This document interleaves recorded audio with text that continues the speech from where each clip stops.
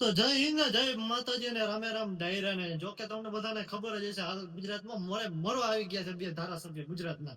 એક છે આપણા ગોપાલભાઈ ઇટાલિયા અને એક છે ક્રાંતિ અમૃતિયા. મોરો હો બાકી કાલ એમ કેવો ને કાલ બપોર ચાલુ તો એક દી અગાઉ થયું હતું, કાલ બપોરે ચેલેન્જ ગોપાલભાઈ એક્સેપ્ટ કરીને પછી જે આખો આમ કહેવાય ને યુટ્યુબ હેંગ થઈ ગયું છે. મોરો આવી ગયા બાકી બાટી બોલાવી.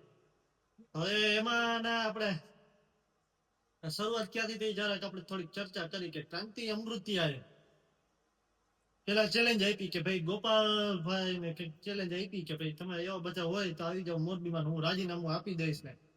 અને એ ચેલેન્જ ગોપાલભાઈ ઇટાલિયાએ સ્વીકારી લીધી. કઈ વાંધો નહીં, મોરે એ તો દેવા ત્યારે જ છે કે ખબર છે ફૂલ ફોર્મમાં છે અત્યારે. આપ પાર્ટી અત્યારે ફૂલ ફોર્મમાં છે, એ તો ત્યારે જ હોય દઈ દીધો મોરો. પણ કાંતિભાઈ તો ફરી ગયા.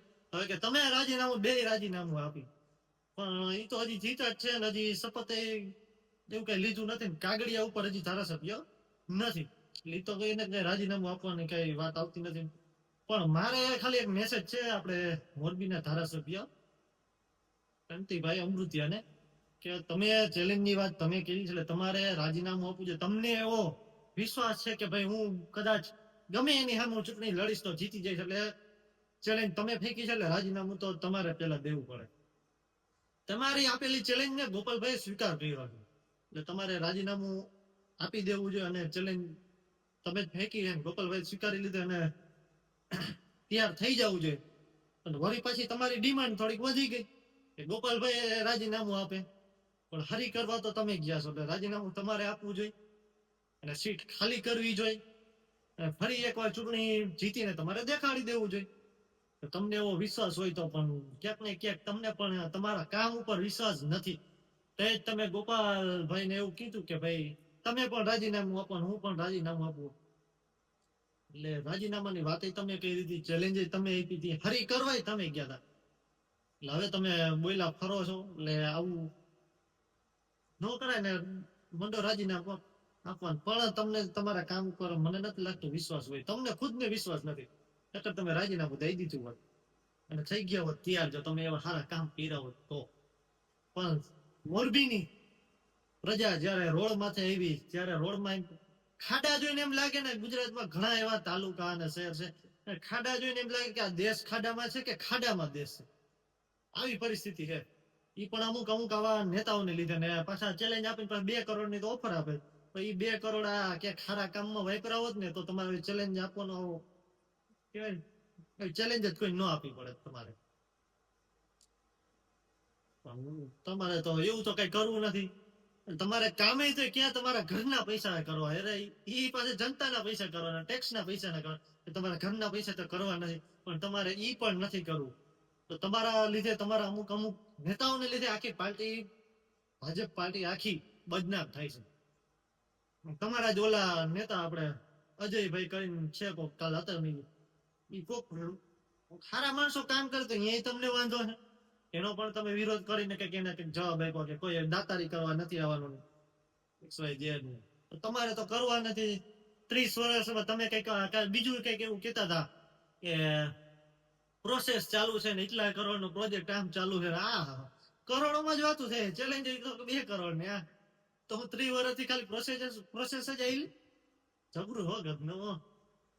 તો હવે મારે આ ગુજરાતની જનતાને એક મેસેજ છે કે જો આવા ભ્રષ્ટાચારી નેતા, હમણાં તમે જોયું એમ વડોદરા બાજુ પુલ પડી ગયો ને કેટલા 15 લોકો મરી ગયા. એટલે આ લોકોને કાંઈ તમારા જીવની નહીં કઈ પડી નથી. માત્ર ને માત્ર પોતાના ઘર ભરે ને આવું બધું હાઈલા રાખે છે. એક પણ એવા ભાજપનું કાર્યાલય એવું બતાડો કે ત્યાંથી આમ કહેવાય ને આમ કઈક ઉપરથી પોળું પડ્યું હોય એવું ત્યાં નથી પડતા. પણ આપણે આપણા પૈસા ટેક્સ આપણે આપીને ટેક્સના પૈસા રોડ ને એવું બનાવવાનું હોય તો એ એક ચોમાસું ન જાય ત્યાં તો ધોવાઈ ગયું હોય એમ કહેવાય ને. વાત આપણે કદાચ આપણે વડોદરામાં જે પુલ પડ્યું તમે જોયું બધાએ 2022માં લખન દરબારે તંત્રને કીધું હતું કે ભાઈ આ નથી હાલે, તો પણ એ હાલવા દીધું બધું. ભાજપના એક પણ બનાવેલું કાર્યાલય કોઈ દી પડતું કેમ નથી? ને આ રોડ ને રસ્તા ને પુલ ને આવું બધું કેમ પડી જાય? એટલે આ ઉપરથી ને આપણે પણ વિચારવું જોઈએ ગુજરાતની જનતાએ કે આ લોકો માત્ર ને માત્ર પોતાના ઘર અને ખીચા જ ભરે. આપણે માની કે હાલો ભાઈ નરેન્દ્રભાઈ મોદી, અમિતભાઈ ની બધા હારા હે, પણ નીચેના આવા અમુક અમુક જે ભ્રષ્ટ નેતા હે એ માત્ર ને માત્ર પોતાના બંગલા એમ કહેવાય ને મોટા જ કરે અને હારી હારી ગાડીમાં રખડવું.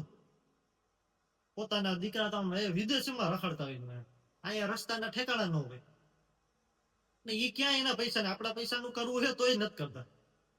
એટલે હવે મારે ખાલી સંદેશ એટલો છે કહેવાનું એટલું થાય કે જેમ બને ને વિપક્ષને મજબૂત કરો.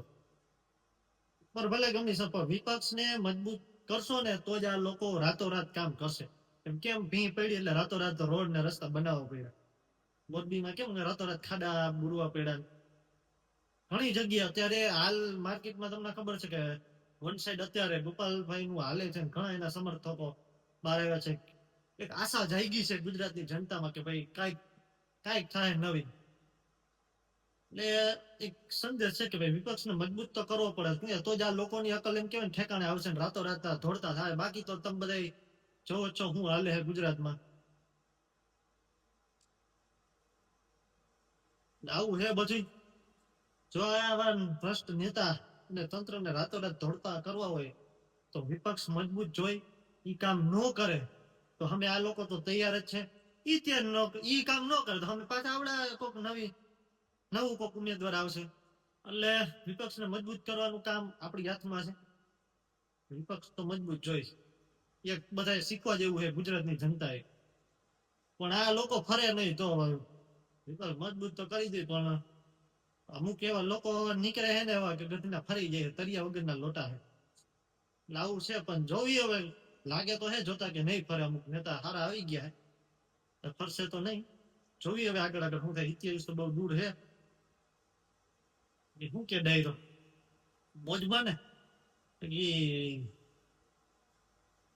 હાલે તો છો ગોપાલભાઈ ચેલેન્જ ફેંકતા તો ફેંકાઈ ગઈ પછી ભાઈ રે હવે મોરે મોરે આવે તો કઈક જો ભાઈ તો ફરી ગયા છે. જોવી હવે શું થાય છે આગળ. પણ એને તો ગોપાલભાઈ ને રાજીનામાની વાત કે જોકે શું કેલું ચાટવા જેવી વાત થઈ. બાકી એને એવો જ એના કામ ઉપર વિશ્વાસ હોય ને તો રાજીનામું આપી દીધું હોય. શું કેવું તમારા બધા કરો કોમેન્ટ ને જય હિન્દ જય માતાજી રામે રામ. ડાયરા ને મળી પાછા એક નવા વિડીયોમાં. પણ વિપક્ષ પક્ષ છે ને મજબૂત તો જોઈ કે આ ભ્રષ્ટ નેતાઓને જોઈને આવે જે અમુક અમુક જે ઘટના બને છે ને કેટલા લોકો મરી ગયા વિચાર કરો. લોકોને મરવાની જે સંખ્યા વધતી જાય છે એનાથી ખબર પડે છે કે ભાઈ વિપક્ષ મજબૂત જોઈને જોઈ. સારું હાલો ડાયરા ને રામે રામ ને જય માતાજી.